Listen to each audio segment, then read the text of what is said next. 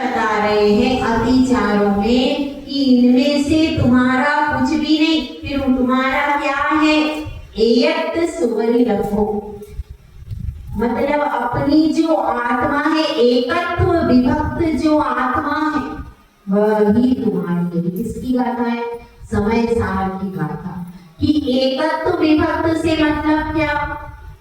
एकत्व विभक्त से मतलब है एक आत्मा है और उसको अलग अलग समझ पहचानो। कैसे? सब दूसरी चीजों से अलग अलग पहचानो, तब वह आत्मा आपके लिए कैसी होगी?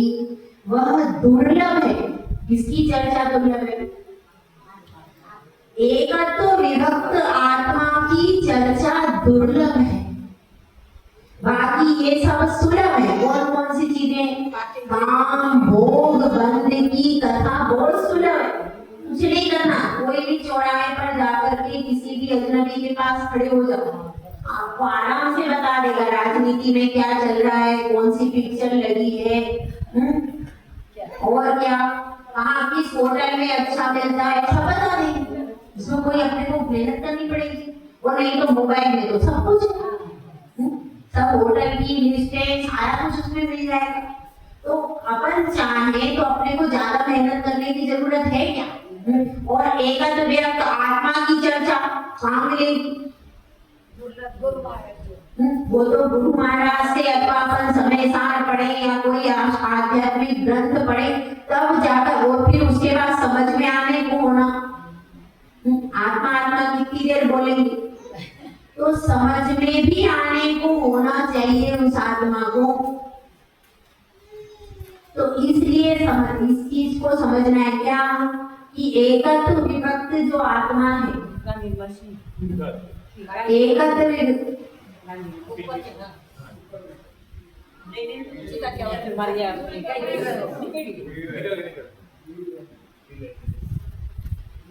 एकत्व विभक्त से मतलब क्या है? भेद विज्ञान। भेद विज्ञान करने की जरूरत है। आत्मा को जान लिया, मगर मात्र आत्मा को जानने से अपना कल्याण होने वाला नहीं। कब होगा कल्याण? जब उस आत्मा को भेद विज्ञान के साथ जानेंगे कि मैं आत्मा हूँ और ये वस्तुएं पर है।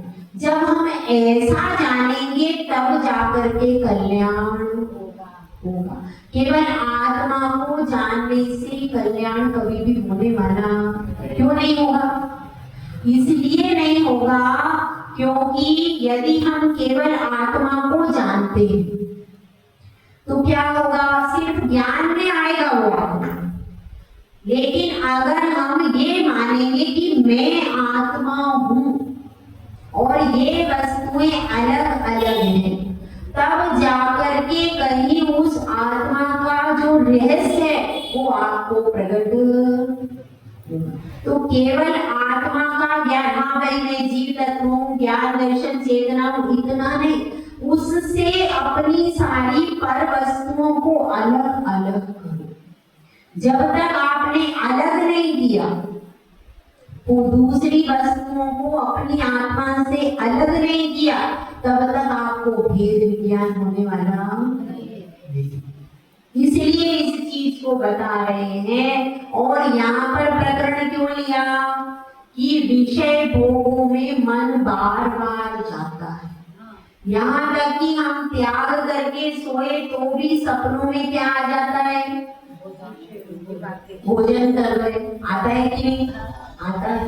कभी भोजन करने का आ जाता है, कभी अब त्याग करके सोए, कहीं नहीं जाएंगे अपने बिस्तर से, सुबह उठेंगे, लेकिन अब सपने में कहाँ घूम रहे? कहाँ घूम के आए? बाजार में घूमा है, कहीं कहीं घूमा है। तो ऐसा होता क्यों हो रहा है? क्योंकि अनादि काल के संस्कार है, और उन अनादि काल के संस्कार होने के कारण हमारी मन की प्रवृत्ति वहीं पर जाती है। ठीक है, तो अब इसको समझने के लिए अपन ये देखें, अब इसके अतिचार को समझते। ठीक है, ये देखो अतिचार है, गाथा नंबर है अपनी 90। विषय विषय विषयकोऽनुप्रेक्षा नुस्मृति विषय नुस्मृति विलो नुस्मृतिरतिलोल्यमति प्रशानुभवो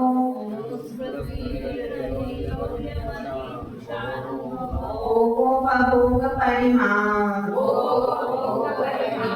व्यतिक्रमावंसिकत्यन्ते। अब इसमें बताया है पहले जहर कितने प्रकार का होता है बताओ। जहर कितने प्रकार का होता है बताओ। जहर कितने प्रकार का होता है बताओ। बताइए किसी को। हाँ कौन से 5 प्रकार का होता है? 5 प्रकार का कौन सा होता है? देखो जहर जो है वो पहले नशीले पदार्थों में होता है। नशीले पदार्थ जितने भी हैं उसमें कुछ ना कुछ अंश में जहर होता ही होता है। चाहे आप गुटखा को ले लो, चाहे आप तंबाकू ले लो, सिगरेट ले लो, शराब ले लो, जहाँ जहाँ भी वस्तु सड़ गई उसमें जहर पैदा हो जाता है। और ये सब सड़ा सड़ा करके चीजों को बनाया जाता है। पत्ते भी हैं तो उसमें पत्ते में क्या कर देते हैं अंदर तंबाकू। तंबाकू कैसा है? नशीला। जितने भी नशीले पदार्थ हैं उसमें जहर होता है। तो जहर जो होता है वो तो कैसा होता है? एक भव में हमारे प्राणों का अंत। और हम जानते हैं क्या जानते हैं? कई सिगरेट पीने से हमारे फेफड़े खराब हो जाएंगे। शराब पीने से क्या होता है? आंतें खराब हो जाती हैं, स्वास्थ्य खराब हो जाता है, और उसकी लत लगती है तो घर भी खराब, इमेज भी खराब हो जाती है। उसमें हम सब कुछ समझते हैं, लेकिन पंचेंद्रिय के विषय इसमें विषय ऐसा कौन मानता है? ऐसा कोई नहीं मानता। लेकिन आचार्य यहाँ पर कह रहे हैं विषय विषय, ये जो पंचेंद्रिय के विषय हैं ये क्या है? विष के समान है। ये विष के समान है। वो विष तो क्या करता है? एक भव को खत्म करता है। उसके बाद भी आपको होश आ जाता है तो आप समझ जाते कैसे मैं मरा था, मुझे जहर दिया गया था या मैंने खुद जहर खाया था, मैं सिगरेट ज्यादा पीता था या मैं शराब पीता था। आपको यदि आपको स्मरण आ गया अगले गांव में तो आप जान जाओगे कि मैं विष खाने से मरा था। समझ में? लेकिन पंचेंद्रिय के विषय ऐसा कोई मानता ही नहीं, जानता ही नहीं। जानता है क्या? नहीं। तो यहाँ पर आचार्य कह रहे हैं ये तो सब क्या है? आपको इनका अनुभव हो जाता है। इनको दुनिया विष मानती है। इन सब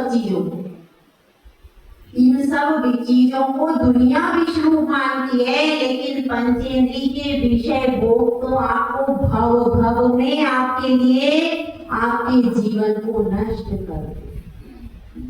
एक तो छुपा हुआ व्यक्ति होता है, छुपा रस्तम कहते हैं। छुपा हुआ व्यक्ति है और वह वार कर रहा है, लेकिन आप उसको शत्रु मान, मुख पे तो मीठा है और पीछे से क्या कर रहा है? ये ऐसा ही है। पंचेंद्रिय के विषय देखने में सुंदर है, मीठे हैं, लेकिन उसके बाद वह ऐसा विष होता है, उनका ऐसा संस्कार पड़ता है कि उस संस्कार के कारण हम क्या करते हैं? उसी की तरफ खींचे हुए, और पूरे संसार में ये विष फैला हुआ है।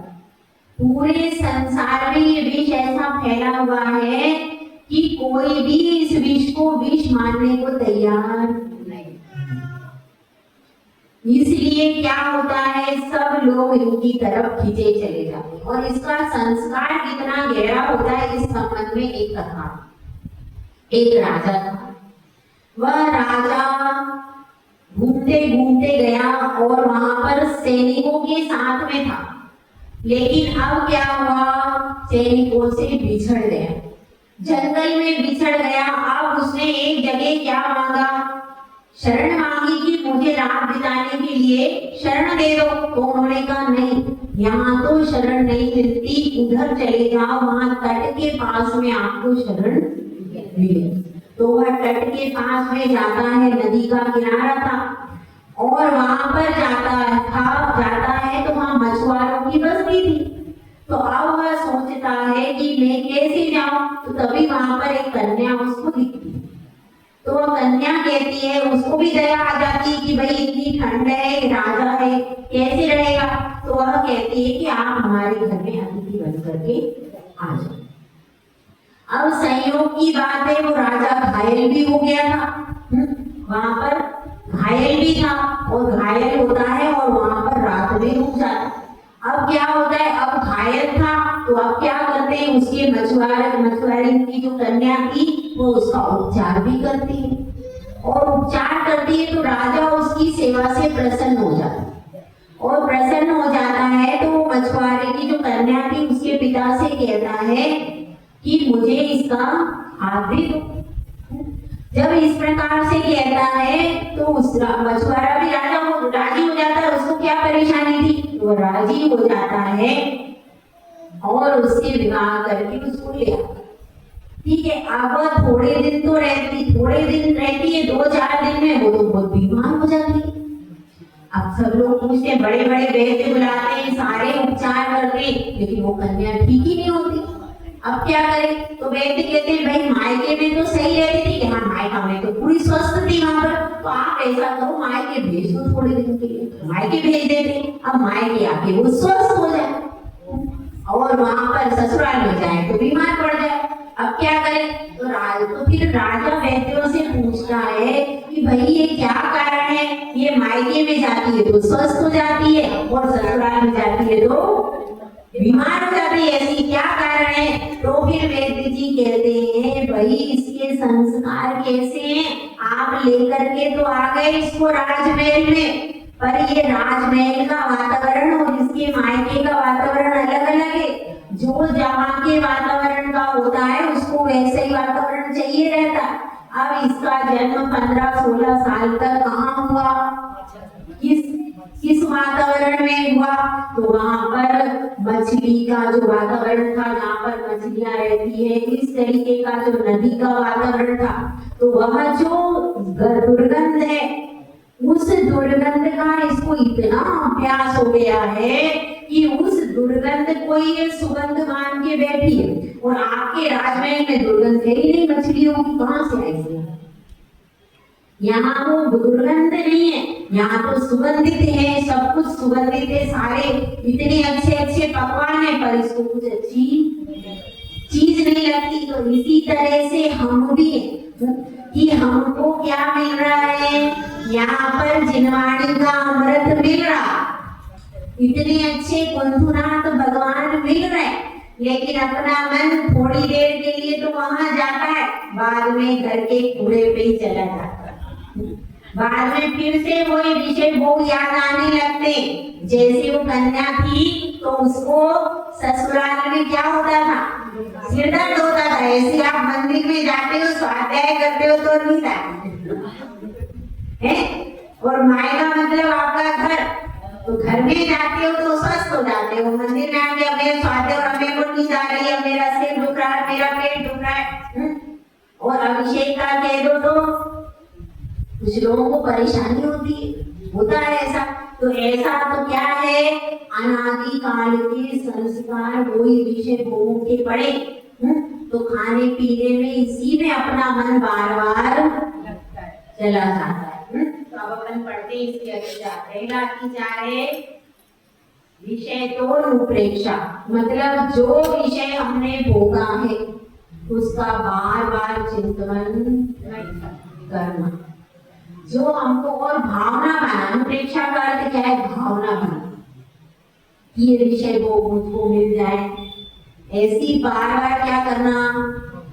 अनुप्रेक्षा का अर्थ क्या होता है, भावना बना। तो ये भावना भाता रहता है, विषय भोगों की, विषय की पूरी पूरी भावनाएं भाता रहता है, ये क्या है, विषय तो अनुप्रेक्षा। उसके बाद है अनुस्मृति, जो पूर्व में भोग भोगे हैं उनको स्मरण करना, जब मैं मायके में थी तो मम्मी इतनी अच्छी गुलाब जामुन बनाती थी, हैं? यहाँ तो बनती नहीं वैसी, तुम्हारे तो कुछ है ही नहीं, मेरे तो भाग टूटे यहाँ आगे। मेरे मायके में इतना सोना था, इतना पैसा था, इतनी चीजें थी, यहाँ पे तो कुछ भी नहीं है। तो बार बार उन चीजों को स्मरण करना, मायके की चीजों को, ना मम्मी इतना अच्छा करती थी, ये ऐसा होता था, वो होता था, तो बार बार पुरानी चीजों को, हम जब वहां से बाहर गए थे तो उस होटल में गए थे, उस होटल में बहुत अच्छा बना था, ऐसी चीजों को बार बार स्मरण करना। ये क्या है? ये है अनुस्मरण। पुराना जो हमने भोग भोगे पंचेंद्री के, कोई हमें इत्र था, पहले मेरे पास एक इत्र था, बहुत अच्छा था, खो गया हो, तो ये क्या है? बार बार अरे वो बहुत अच्छा सेंट था, इतना अच्छा गुलाब का था, किसी ने उड़ा ही लिया ये स्मरण। तो ये क्या है? अनुस्मृति। उसके बाद क्या है? रति लोल। अब इसमें क्या है? लोल होता है, भले हम खा नहीं रहे लेकिन क्या हमने तो त्याग कर दिया, लेकिन सामने क्या हो रहा है? दोस्त रखने जा रहे हैं और वो खा रहे, तो अपने को क्या हो रहा है? उससे लोल उठता हो, लालसा हो रही है, अंदर अंदर अंदर है, बाहर से नहीं खा रहे, क्योंकि गुणवत्ता का धारी त्याग कर देता है, लेकिन किसी को देख करके अंदर में लालसा, इच्छा, काश मैं भी खा लेता, लेकिन मैंने तो नियम ले लिया, क्या करूं? तो इसलिए ऐसी भावना क्यों बनती है? जो नियम का रहस्य जानता नहीं कि ये सब मुझे नियम मिला, ये मेरा सौभाग्य, मैं दुर्गति से बच गया, और पंचेंद्री के विषय को दुख देने वाले ही हैं। तो इस तरह से क्या होता है? तो इस तरह से इसको समझना। अनुस्मृति के बाद है लोलुपता, उसके बाद है अति तृष्णानुभव, तृष्णा रखना। भोजन तो नहीं कर रहे, त्याग तो कर दिया है, लेकिन तृष्णा बढ़ती जा रही है, बढ़ती जा रही है, और मिल जाए, और मिल जाए। अपन ने परिग्रह परिमाण कर लिया, यहाँ पर भी भोग भोग का परिमाण कर लिया, लेकिन परिमाण करने के बाद भी क्या कर रहा है? हमने आज 5 हरी का नियम कर लिया। अब सामने बैठे हैं, सामने बहू बैठी है, वो कितनी खा रही है? वो 10 हरी खा रही है। 10 क्यों खा रही है? देखा नहीं जा रहा है। अब अपनी अंदर से तृष्णा हो रही है, तृष्णा बढ़ रही है, तो अंदर से तृष्णा, अंदर से इच्छा हो रही है, अंदर से तृष्णा बढ़ती जा रही है। तो देखो ये 10 हरी खा रहे हैं, इसका ऐसा हो रहा है, तो अंदर क्या है? अंदर इच्छा भी मरी गई, इन इच्छा अंदर बैठी हुई है। तो ये इसमें अगर अपन ने भोग और उपभोग का परिमाण कर लिया, तो अपने को सौभाग्य समझना चाहिए कि ये मेरा अपार सौभाग्य है जो मुझे अवसर मिला। और कोई यदि भोजन कर रहा है तो दुर्भाग्यशाली है, इसने तो त्याग नहीं किया, क्योंकि त्यागी महान होता है और भोगी कैसा होता है? भोगी कभी भी उन्नति नहीं करता। आज समझ में आ रही? एक साधु त्यागी है, एक साधु लिमिटेड चीजें लेता है, और एक साधु सब चीज लेता है। तो कौन सा साधु श्रेष्ठ है? नहीं, मैं पूछ रही हूँ आपसे, बताओ। जो लिमिटेड ले रहा है, जो बहुत सारी चीजों का त्याग करके ले रहा है, वह श्रेष्ठ। त्याग की जीवन में हमेशा प्रशंसा करना। अगर आपने त्याग की प्रशंसा की है तो आगे आपका त्याग भी टिकेगा, और अगर आप त्याग की निंदा करोगे तो क्या होगा? इस चीज, हाँ, ये चीज हमेशा अपन कई बार क्या कहते हैं, अरे अब अपने परिवार में कोई बेटा है, रात्रि भोजन का त्याग महाराज से लेके आ गया, अरे इसने क्यों त्याग ले लिया, अरे तो छोटा है, इससे तो पालन नहीं होगा, इससे तो कुछ होगा नहीं।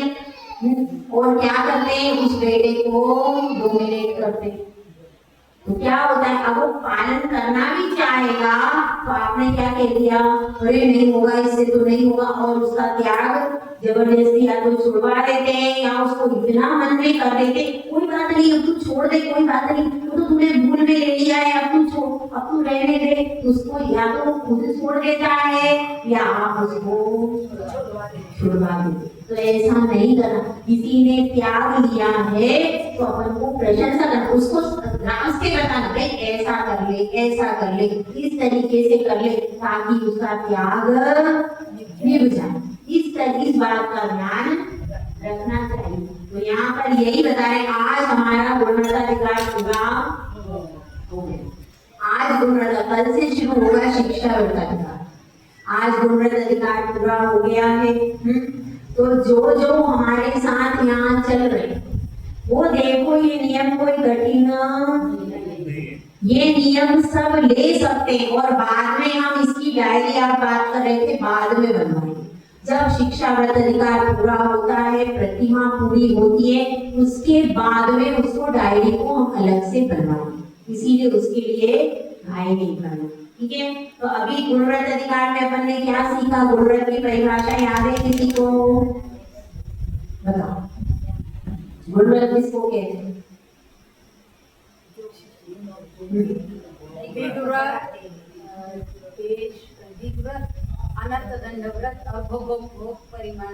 ये तो प्रेम बता, गुणवत्ता की परिभाषा क्या है?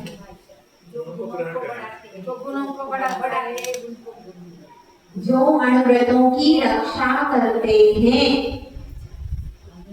और अनुव्रतों के गुणों को बढ़ाते हैं। किसके गुणों को बढ़ाते हैं? अनुव्रत के जो गुण हैं उनको और ज्यादा बढ़ाते हैं और अनुव्रतों की रक्षा करते हैं, उनके ऊपर बाढ़ लगा देते हैं अनुव्रतों के ऊपर। तो वो क्या है? गुणव्रत। ये परिभाषाएं थोड़ी थोड़ी याद रहना चाहिए। नियम लेने के बाद में ये परिभाषाएं थोड़ी थोड़ी याद, कोई आपसे पूछ ले तो आप बता सकते हैं। ठीक है, क्योंकि ज्ञान के द्वारा ही, और किसी को नहीं पता, कम से कम हमको तो पता रहे कि ये इसकी परिभाषा, इसका अर्थ क्या है। जो हमने नियम लिया है उसे क्यों लिया है, उसका अर्थ क्या है, यह मालूम होना। अगर आपको यह पता है कि मैंने नियम क्यों लिया है, तो जिंदगी में कभी भी उस नियम को छोड़ने की इच्छा नहीं। और अगर देखा देखी में ले लिया है तो कोई जरूरी नहीं कि आप पालन करो, और करोगे भी तो मन में उसका उत्साह नहीं होगा। उत्साह कब होगा? जब आप जानोगे कि इसका कारण क्या है, क्यों लिया मैंने नियम, मैंने नियम लिया क्यों, और इस नियम का अर्थ क्या है। जब आप उसका अर्थ समझोगे, जब आप उसके महत्व को समझोगे, तो उस महत्व और अर्थ को समझ करके नियम लेने वाले के परिणाम ज्यादा उत्साह के बने। इसके अलावा जिसने देखा देखी में ले लिया है, उसके परिणामों में और उसके परिणामों में बहुत अंतर होगा। इसलिए इसको पढ़ने के बाद जो इसमें लिखा है, आचार्य परमेश ने इतनी मेहनत करके 150 गाथा क्यों लिखी, कि आप लोग समझ जाओ कि नियम कैसे लेना चाहिए, क्यों लेना चाहिए, कब लेना चाहिए, सारा कुछ इसमें खोल खोल करके समझा दिया है। तो हम सब अपने जीवन में नियम और नियम का पालन करें। जय गुरु आचार्य सुंदर सागर महाराज की।